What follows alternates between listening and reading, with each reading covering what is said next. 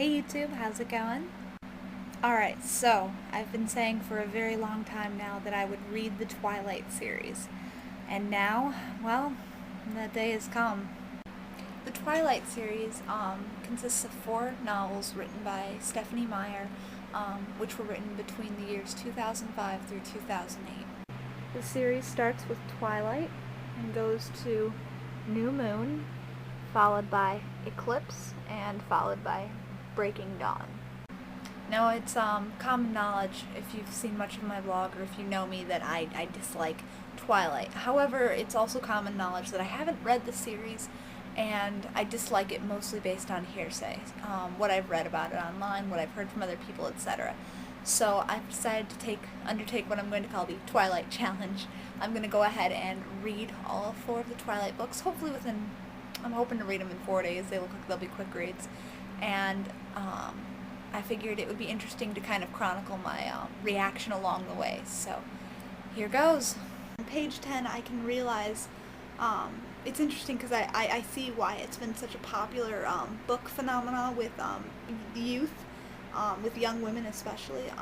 It's describing Bella, the main character, and she describes herself as never really fitting in, and even with the person she's closest to in the world, her mother, the truth was I didn't really relate well to people, period. Even my mother, who I was closer to than anyone else on the planet, was never in harmony with me, never exactly on the same page. Blah, blah, blah. Maybe there was a glitch in my brain. So I can see that that's probably why so many young people relate well to this book, is because Bella is this clumsy girl. She doesn't look like she fits in. She doesn't look like she belongs anywhere. She doesn't feel that she belongs anywhere, which describes what most teenagers go through during their, teenage years. You've also got to love her mood switches. She goes from, oh, I hate everything, this sucks, to, ooh, a car I like, I think I could see myself driving that, to, oh, it's all sad here. Page 14. I can do this, I lied to myself feebly. No one was going to bite me. Right. Page 18. We finally get to meet the infamous Edward Cullen. Of course, we don't know him by name yet, but I think he's one of these gorgeously attractive, look like they were painted by a master people. We shall see. Yep, Edward. It's interesting how Bella has such low self-esteem. She describes herself as being kind of plain looking, nothing really all that attractive, and yet she has all these boys after her. And I'm guessing, first off, because this is written in first person, that she's actually must be at least somewhat more attractive than she describes, because chapter 2 and she's already got a couple of admirers. Pretty popular, and she can cook. What more do you need from a girl, right?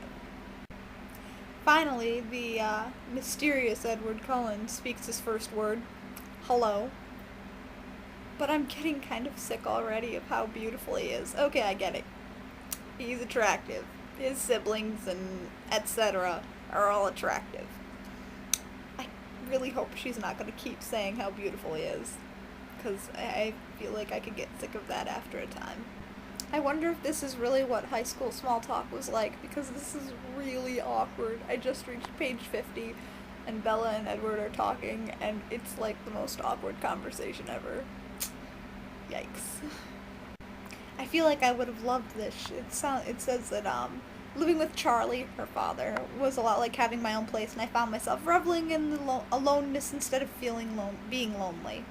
And I feel like I, along with other teenagers, well, when I was a teenager, that is, but even now, I can see the appeal to such a lifestyle.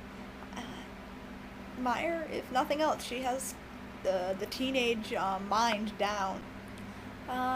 Just past page 75, so she's dreaming about him, she can't stop thinking about him, her head is full of thoughts of him being Edward, of course.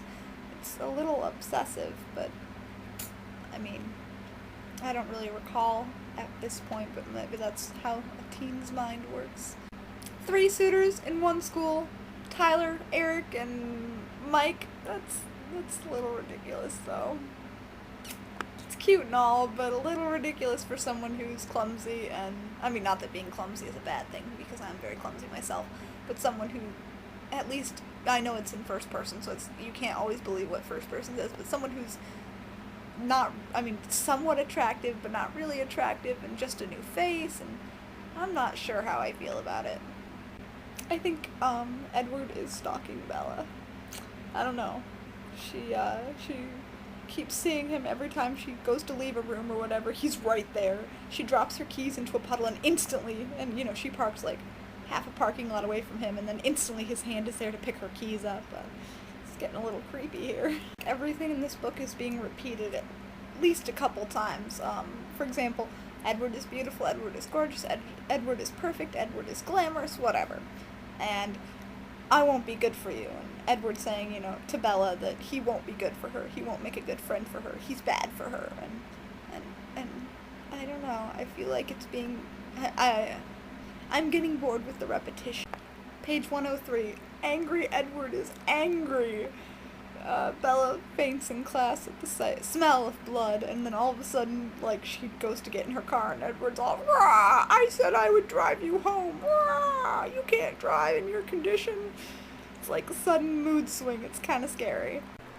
So upon finishing the novel, which at this point in the vlog I know I have not, I realized that I had filmed a lot, so I am going to divide this episode, the book 1 of the Twilight series, episode, into 2 parts. So this will be the end of part 1, and I will post the second part next. Alright? Alright.